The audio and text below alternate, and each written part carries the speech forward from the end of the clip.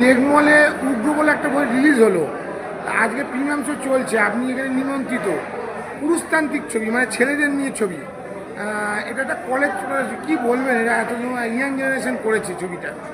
আমার খুব ভালো লাগছে। আমি বেশ কয়েক বছর ধরে বাংলা টেলিভিশনে একটা টক শো করি, জয়ের পথে সমরেশু জয়।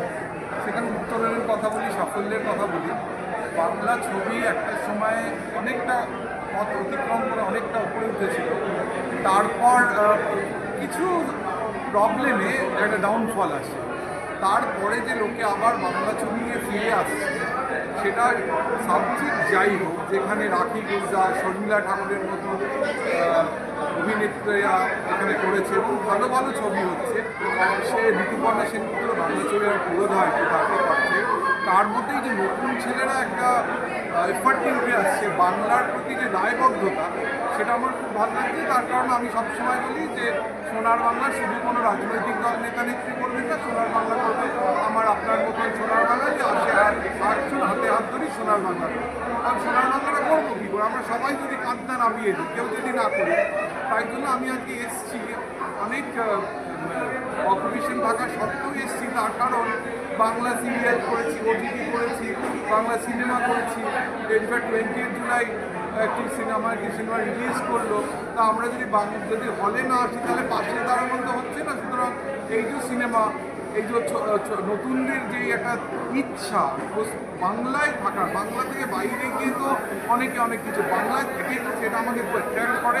তাই জন্য I try to make most of my efforts যাতে বাংলা সিনেমা হলে যাতে দর্শক এসে তাদের বলবো হলে আসুন, ছবিটা দেখুন, ভালো লাগবে খারাপ দেখুন না, ক্রিটিসাইজ করুন না, কিন্তু আসুন, দেখুন, পাশে থাকুন। তাহলে নাহলে বাংলা সিনেমাটা পুরো বন্ধই হয়ে যাবে। সবই কি মুঠোফোনে কি সত্যি এই 70 ইঞ্চি 70mm স্ক্রিনে দেখতে যেরকম লাগে সেরকম লাগে? একদম লাগে না। আমি বলছি আসুন, ভালো, তাহলে ভালো লোকেরা আসবে, ইনভেস্টাররা, প্রডিউসাররা টাকা ইনভেস্ট করে পেরে ভালো সিনেমা হবে এবং বাংলা সিনেমা আবার বিশ্বের ডাইরেক্টর ইয়াং এবং রজতা ভাই কিন্তু নিয়েছে এই বইটা, দেখলাম রজতা ভাই একটা প্রিন্সিপালের চরিত্রে অভিনয় করেছে, বললো ডাইরেক্টর আমাকে। দেখুন, রনিদা তো প্রচণ্ড একটা পপুলার অ্যাক্টর, কত শো ফিল্ম করেছে জানি না, 200, 300, 400। তবে আমার সৌভাগ্য ছিল রনিদার সাথে একদম মুখোমুখি অভিনয় করার। একটি ফিল্ম কিছুদিন আগে রিলিজ হয়, তুরুপের তাজ বলে। তুরুপের সাথে আমার সাথে সিন ছিল। So one day we spend together. খুব অনেক, শুধু সিনেমা করেছেন না, সিনেমার টেকনিক্যালিটি নিয়ে ওনার জ্ঞান আছে।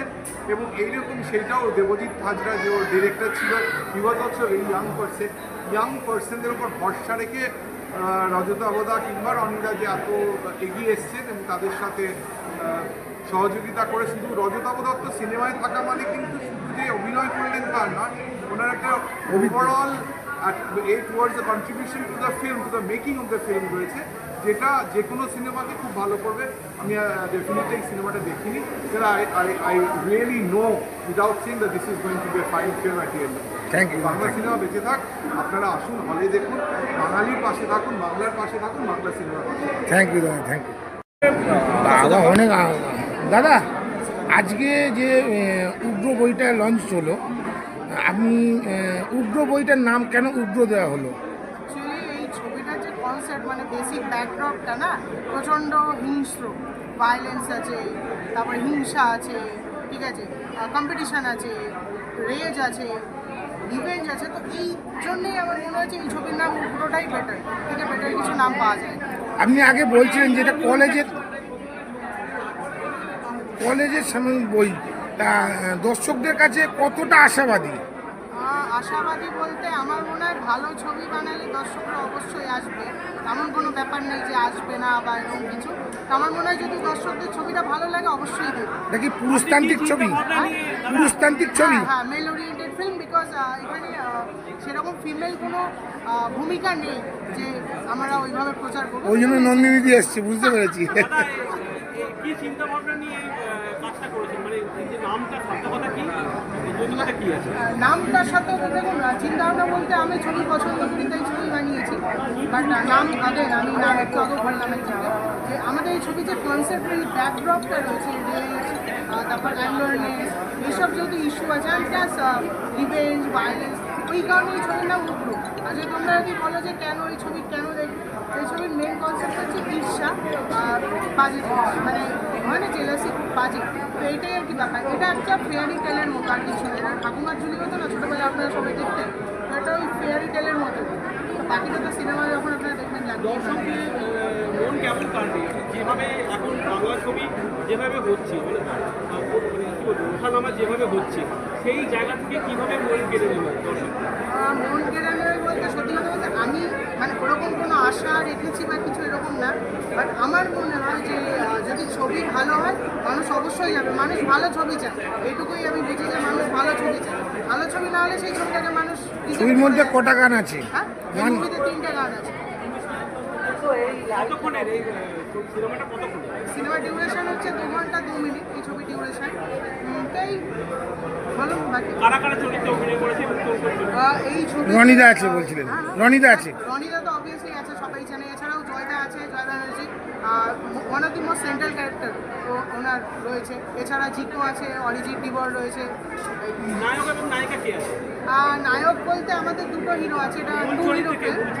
মূল চরিত্রে দুজনই আছে, জিকো আর রনিদা আছে। হ্যাঁ, আর রনিদা আমাদের এই ছবিতে অ্যাকচুয়ালি একটা স্পেশাল অ্যাপিয়ারেন্স হিসেবে আর রয়েছে। রনিদা কি চরিত্র আছে? রনিদা খলনায়িকা জয় পাল, জয় ব্যানার্জি। রনিদার চরিত্র কি আছে? রনিদা এই ছবিটা যেহেতু একটা কলেজ সাইন্টিফিক ফিল্ম, তো রনিদা এই ছবিতে প্রিন্সিপালের রোল। আরে বড়। ঠিক আছে, আপনার নাম? আমার নাম প্রীতম দত্ত। দর্শকদের উদ্দেশ্যে কতটা আশাবাদী হয়ে কি বার্তা দেবেন? লাস্ট প্রশ্ন।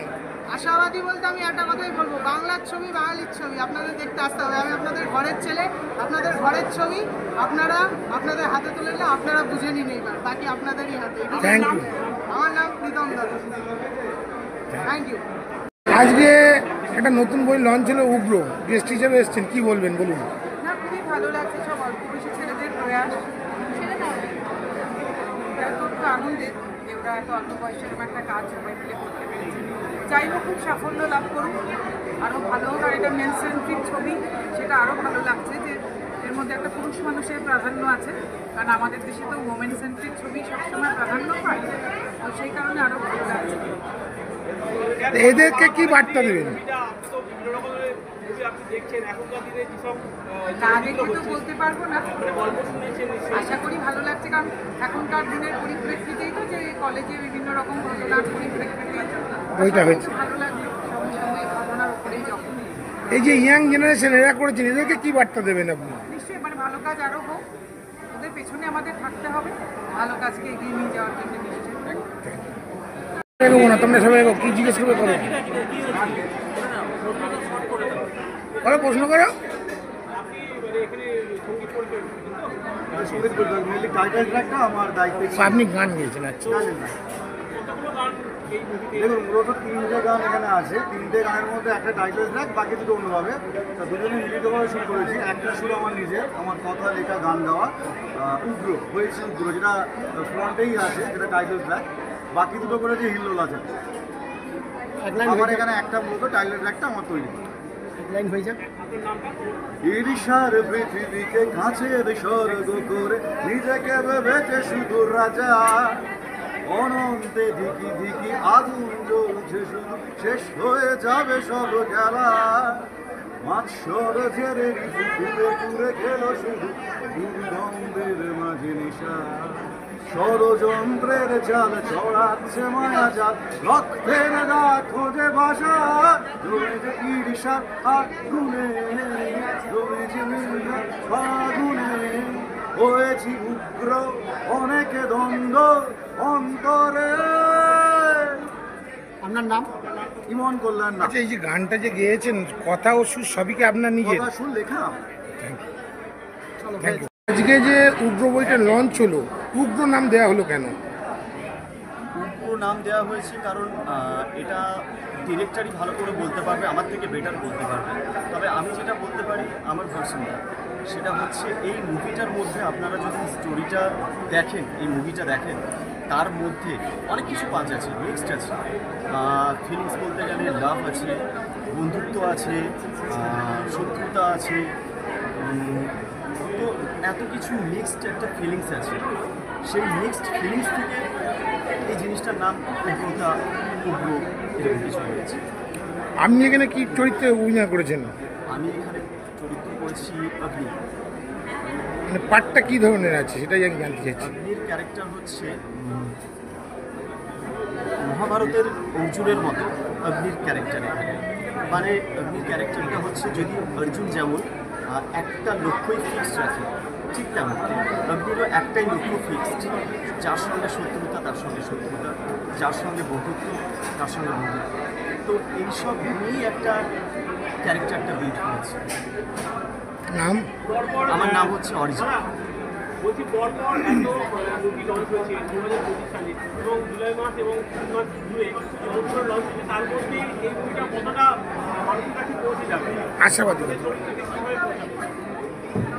দেখুন, এই ব্যাপারে আমি কিছু বলতে পারবো না, তবে আমি আশা করছি যে দর্শকদের কাছে কিন্তু যতটা পৌঁছেছে, একজনের কাছে পৌঁছবে, সেই একজন আরেকজনকে জানাবে, সেই একজন আরেকজনকে জানাবে, এইভাবে পৌঁছবে মাউথ অফ ওয়ার্ড। আমি এটাই আশা রাখি, বিলিভ করি। আর যতটা মানে আমি দর্শকদের কাছে বলবো যে আপনারা হলে গিয়ে মুভিটা দেখুন, আপনাদের ভালো লাগতে পারে, খারাপও লাগতে পারে, সেটা হলে গিয়ে দেখুন। সোশ্যাল মিডিয়াতে কেউ নেগেটিভ বললো, সেটা শুনে মুভি দেখতে যাব না, এটা করবেন না। এটা বাংলা মুভি, বাঙালিদের মুভি। তো আপনারা হলে গিয়ে আমাদের মুভিটা দেখুন, আপনাদের নিশ্চয়ই খুব ভালো লাগবে। অরিজিৎ হিরোইন।